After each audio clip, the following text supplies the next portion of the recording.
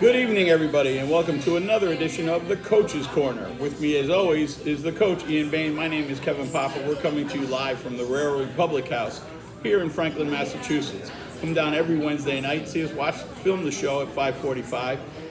Come down every Friday before a home game, meet some good people, have something to eat, have a drink before the game, and then go watch the home game. Or come down anytime and just have a good time here at the Raillery Public House. All right, Coach. Friday night in North Attleboro was really a tale of two halves. The first half we had a lot of offense. We put up 21 points. In the second half we had to play a lot of defense. Yeah, being up was definitely a benefit. Kind of struggled to find our way in the second half with some things. When you look back at the tape, you can see you're just an inch or two away on some of the plays from being on schedule and being where we wanted to be. We didn't do ourselves any favor. Probably could have called a better game, executed better. Fortunately, we got a really good defense and really good coaches on that side of the ball. But so I guess as a whole in the game, it was a total team effort.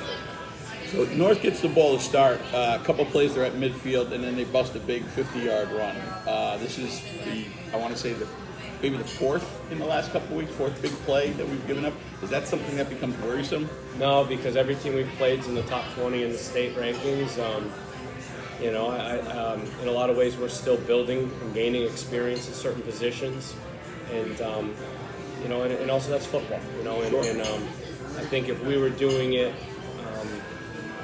against lesser competition, I think I'd be more worried. I think. But what happened there was, good call by them. They were unbalanced. We didn't adjust properly. Again, something that maybe, with a little more experience, we pick up faster. Great call by them. Great little wrinkle, and we were prepared for it. But obviously, being prepared for something, seeing it live and making that adjustment in a split second, and then you settle down, and that's what we did. So both teams actually settled down. There's a pair of 3-and-outs. North punts. We get a really good Zabriskie return that switches field position right around immediately. There's a couple flags, a sack of Jace, and then Jace hits Zabriskie 2 times, the last one being for a 24-yard touchdown. Seems like every week the passing game seems to be there. Zabriskie, Rubes, Davis, Grayson, and Jace throwing the ball. Yeah, for us, we try to be balanced as best we can, but I think, a lot of our strength is in that skill group and in the quarterback position. Our line also, they do a really, really nice job in pass protection, and Coach Jacko has them communicating very well to give us opportunities. Again, we're still kind of, these are all, even a player as talented as Luke is new to being an every down offensive starter. So, kind of figuring out what we can do with them and how we can use them. But I think when you can throw the ball, you can be, very explosive, very dynamic. And then the hope is, too, that will open up parts of our run game. So being able to execute, I think we're a different team when we're hitting those throws and we're dialing up good calls for the right situation. The next North possession, it seems like, the D-line is really getting at it at that point. Lackey had a sack, Rampino had a sack. We had a bunch of pressures, team that tips the ball. Is that just something we're dialing up at that point, or they seem to have been getting off the ball really well all year? I think it starts with they're very talented players. It's a very good group. I think it is a strength of our team, and Coach Bertoni and Coach Watson do a nice job coaching and rotating those guys in and out and making sure we try to stay fresh. I don't think we're ever going to be oversized with anybody, but where we don't have the size, we make up for in our speed and our athleticism and our technique. And I think there's a lot of ownership because, Jay Gula's rolling in with that group, and Lella's rolling in with that group, and Fletcher's rolling in with that group, and Ethan Farmey's rolling in with that. So there's a really good balance. I think it keeps the offense off balance, too, because one of the things that we often get complimented on is that, we're not just blitzing the blitz. We're not just calling things and hoping it works. We are trying to attack certain things and with certain personnel, and that can change game to game, too. So being able to get in and out of our packages and execute is a big part of that. Our guys have done a great job with that. So North punts after that series. Zabriskie, another good return. A couple more penalties. Are the penalties becoming over the season more and more of a concern? There Yeah, seems to be a lot all the time. Penalties are always a concern, mainly because that's something that we do control. I mean, there's always going to be one or two, like one of my least favorite penalties, and I have a hard time faulting the kids on, is like a ball that's underthrown and the DB gets PI'd, and it's like, okay, it was pass interference, but like, what can you do? But the things that we can control, and sometimes too with the penalties, we don't always see it from the stands or from the sideline at the time, but if the back cuts the wrong way, if our blocker has leverage, the back doesn't, or the receiver ball carrier doesn't cut correctly, even if it's a hold or not a hold, it's going to look like a hold when that defender tries to break off against leverage. So if the quarterback doesn't step up correctly and moves, has poor pocket mechanics, the angle of the block changes can make it look like a hold. Sure. If we're not tackling with good technique, keeping our head up, all of a sudden some of those tackles look like targetings, even if they're not. And leaving our feet and launching. We always tell our guys, like, look, you can launch at the kid's belt buckle, but if he jumps and goes down, if you're not in control, you don't know where he's going to go, and they're going to flag you. So, like, it's getting everybody to understand that, like, I think a lot of it is just our execution is causing some penalties. I think we've gotten rid of the ones where we're being selfish and we're after the whistle stop. But it is in our execution, and and everybody has a turn in it. Sometimes the holds are holds, but sometimes we're not helping the line out. Sometimes the pass interference is the pass interference, but we're out of position. Sure. So it's as we clean up our technique and the way we play, those penalties should start to dissipate. Yeah, we need to clean it up. It's the pre-snap penalties that drive you nuts, and it's the post-whistle penalties that really drive you nuts. But we do end up putting together a couple passes. Zabriskie and Davis each catch 17-yarders. And then, there goes that bad man again, Luke Davis, for yet another touchdown. He catches a quick out. He slips, makes a man slips, and then runs right down the line again. It's really been a really pleasant find. Yes. We said a lot about Luke and the way that he plays, and just being a natural, but also a very humble and driven kid. So as long as we can keep finding ways to get him the ball and in different ways, hopefully we'll continue to put him in spots to be successful with Chase. Yeah, the teams are going back and forth. It looks like we attempt a big punt. But yeah, I don't know. Garrett covers nicely. We get the thing. North drives 44 on the next drive, breaks it down. It looks like he's breaking a big run. And Luke Sidwell puts a body on the ball. I think it's Luke. And knocks the ball loose.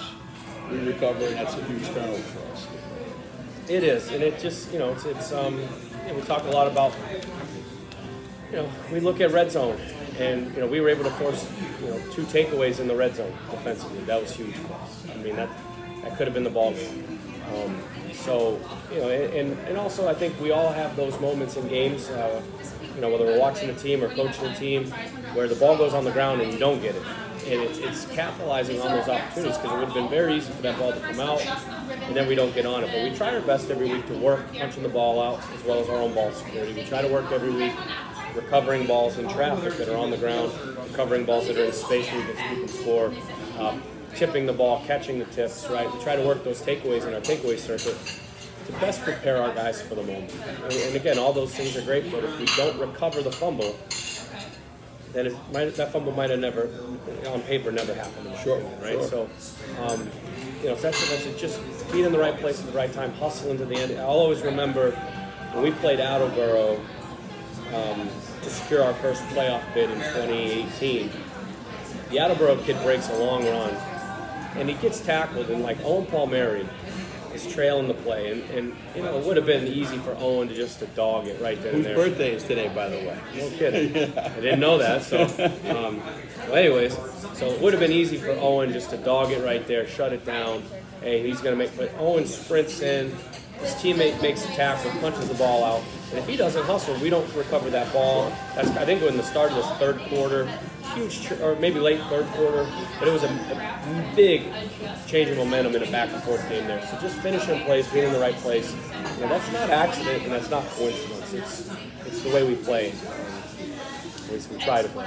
So again, the game's going back and forth. One of the plays that actually stood out to me was Grayson Hunter on what looked like a drag route, and I don't even know if he was the first option, but he kept running with the quarterback. A lot of times you see the kids somebody just give up on the play. He kept with the play, made a nice catch, made a nice gain.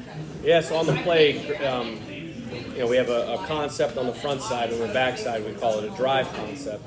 And Grayson's actually the fourth option, and great job by Jace extending the play. Yeah, Jace was really. And we've talked in our film about scramble rules and kind of when the quarterback breaks contain and extends.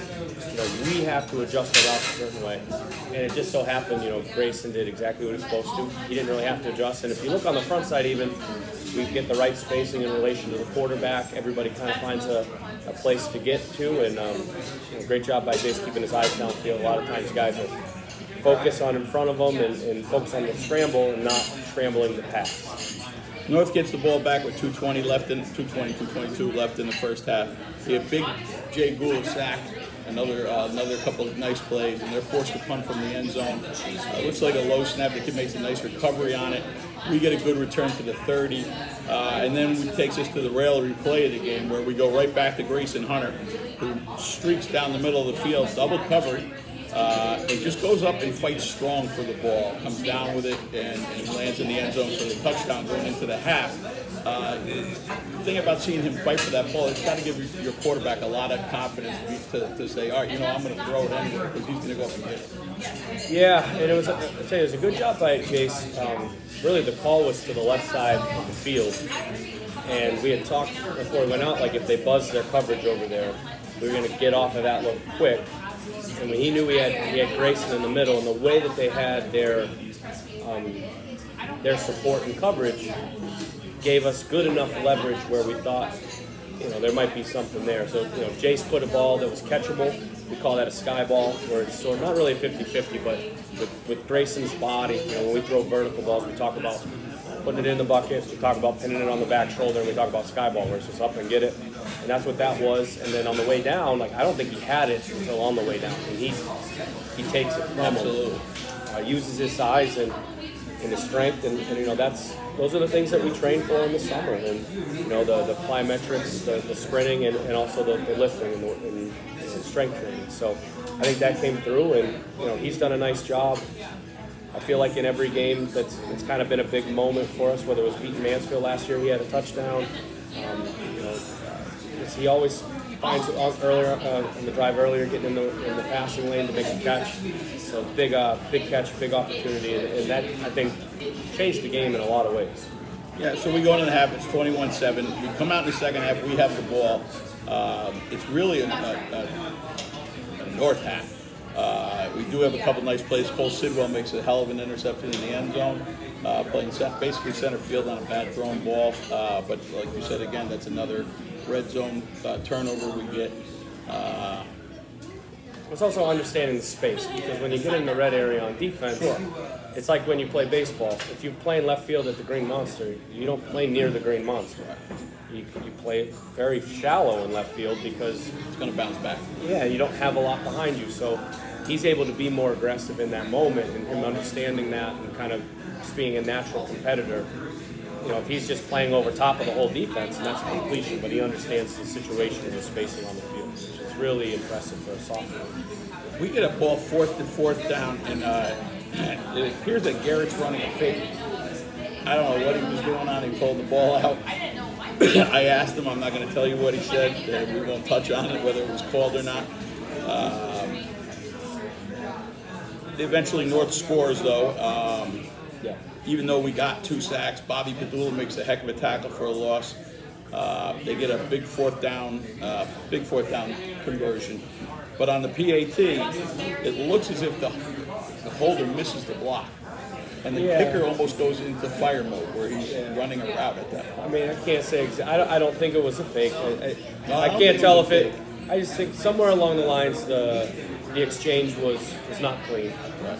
And the holder felt the best thing to do, which he was probably correct, was to try to extend the play. One thing about Federation rules is the defense can't score. Whether we pick it off, pick up a fumble, block a kick, we cannot advance it. It's dead ball right away. So we can't get, like in the NCAA, you might say, or in the NFL, you don't want to do that necessarily because the other team could get 2 points. So, really a smart play. I'm sure something that they've worked and we talk about with our team is like, the worst thing to do is take a sack or take a loss. Throw it to the end zone. It doesn't matter what happens. And sometimes those plays make me really nervous because just something weird happens. Some guy leaks out that you never put. Like a couple years ago, Taunton played somebody in the one of the rounds of whatever, and they had this goofy play like that. It was a bad snap. Kid ran one way, lateraled it the other way, and then there was a kid in the back of the end zone. And it's like, as long as your line doesn't go downfield, those weird things happen. So glad that worked out our way, and then trying to get the hands team ready. Right. They eventually get the ball back. Final series of the game. It's 4th and 13. Quarterback's under huge pressure. You can clearly see a hold. He gets rid of the pass. And there's a 3-man collision that results in a couple kids going to the ground. Cole Sigwell picking the ball off, but a flag being thrown. Is that in your mind, is that a no call? Is that a good call? Is that just it's happening so fast it's going to happen, Paul? Yeah, it's hard to say. I mean, I thought the contact was more incidental. It definitely, when you look at it slow, it definitely looks incidental. There's not one kid looking at the other. And I thought it was, live it was. I mean, and again, that kind of goes back to sometimes, and the quarterback has to make a play. There's 4th down, he can't take a sack, so he makes a tough throw, but what becomes an errant throw, and just all of a sudden, people are zigging and zagging into each other. Sure. Obviously, my bias is I would have preferred a no call there, and the game's over. But I understand. And now, because we had a penalty, they had a penalty, they offset, we need to replay the down. And right there, the thought is more, let's get our defense ready. Because the refs aren't going to change that. Once that flag's thrown, they're not going to pick it up and say incidental. And in high school football, there is no such thing as catchable, uncatchable. Right. If it's interference, it's interference. Doesn't matter if the kid throws it into the stands. Right. If you interfere, which I hate that rule, but that is the rule. Sure. So we got to live with it. They get one more shot at it. Kid runs a nice route, drops the ball, game's over anyway. I don't think he would have scored anyway. He probably would have got tackled. You go to 3-1. A couple things about the second half. 5 3-and-outs. 15 plays for about 13 yards after you go 200 yards in the first half. Is that just good North adjustments? I know North's coach is a very good coach. Is that conservative play calling? Is that just really good defense showing up in the second half? Probably a combination of everything. Obviously my job is not to necessarily get yards, but to make sure we win the game. Try to manage the clock. I think in that situation we need to run the football. I don't feel like we were purposely conservative, but I also felt like we needed to run the football. And we probably could have done it more creatively. We probably could have done a better job putting our kids in better positions. Better job coaching them up. So, that's stuff that we worked on this week. Obviously, we're not going to win many games having a second half like that. So, hopefully we're able to make those proper adjustments and get the run game going better. And if not, we'll hopefully be able to throw it. Seemed like it was very tough road to run for Jace this week. Is that something they were spying on him, or just something they were more aware of? Yeah, I think they did a nice job, and they typically do that with one of their linebackers. They're either eyeing on the running back or the quarterback. And, we attempted to get a couple looks, but then at the same time, too, it's, we're up and we really need Jace to play defense, and we need to be smart how we manage our roster in that situation. I know that's a decision that I have to make. It's not always an easy one, but how much do we want to do certain things versus, all right, I felt really confident in our defense. I didn't feel like we had to take chances in that moment. I thought we could just play good enough football. And if you look back, there's a lot of 3rd and 3s and 3rd and 4s where we're just, like I said, a foot away from picking up those first downs, but we need to execute better for Coach Better. So you were down a man on the line. Is that we had Coach Jacko here a couple weeks ago. Is that an extra long week of work for him, adjusting to people moving, or is that just we've worked with these guys long enough, we should be able to plug and play? Yeah, I'd like to say that the way that we run our system, regardless of where you play, you're still using the same techniques. You're still using the same footwork. You're still using the same aiming points. You're still working on the same combos. A lot of it's just, we call it targeting the run game.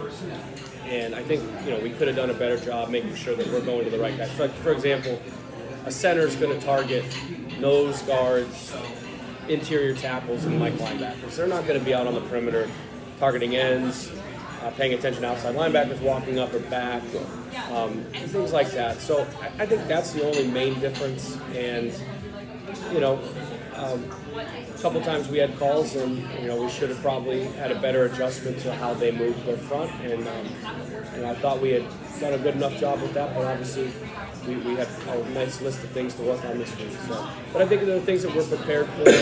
Not that anything's plug and play, but I do think any position on our line can play any other position. Nothing's going to change. It's not like going from running back to receiver. It's like going from slot receiver to outside receiver. There's little differences, but for the most part, the routes would be the same. Sure. They're not going to change. So I think we got some good experience for some guys, and we were able to use some new personnel, and we were really excited about that. So this week is Taunton. We're at Taunton. It's our old friend Brad Sidwell. I texted him Sunday night, and I said to him, it's going to be a long, quiet week at the Sidwell dinner table. And I wished him well, and he said, thanks, bud. They're opening their new stadium. What do we expect? They're a good team this year. Yeah, I think the main difference is I feel like they have a lot of guys that have been playing for Coach for 3 years, and they've got a lot of experience. They got a pretty good continuity on their coaching staff. I'm sure it'll be an electric atmosphere with the new lights and the stadium opening up. And their kids are excited. I think their kids are confident too. And I don't think they've ever not been confident, but I think, when you've played a good non-league like they have, and then, when you really look at it, they, like we can all say every week, they had their chances last week to beat a really good KP team. So we're getting a talented, experienced, and confident team coming in that is going to be well coached and have a good game plan. Or we're going there, but so I think it's in a lot of ways it's business as usual with Taunton. I feel like they always have speed and size, but I feel like the mix is always important. They remind me a lot of how I felt about our team last year, where we were really good, but we had a lot of dudes that had been around the block. And this year, I think we have a lot of really talented players, so I don't ever worry about our talent. But also, we've had our work to make sure we try to expose our kids to enough situations and get them those experiences and games and practices. So that is an advantage that they have for sure. Well, that'll do it for us tonight from the Coach's Corner. We will be off next Wednesday because the talent of the show, myself, will be on vacation. So join us in 2 weeks where we'll have a double episode, recapping the Taunton game, recapping the following game, which I don't know. Bye week. Oh, it's a bye week, so it doesn't really matter. And we'll meet you back here at the Raillery in 2 weeks. For the coach, Ian Bain, my name's Kevin Papa, and we'll see you later.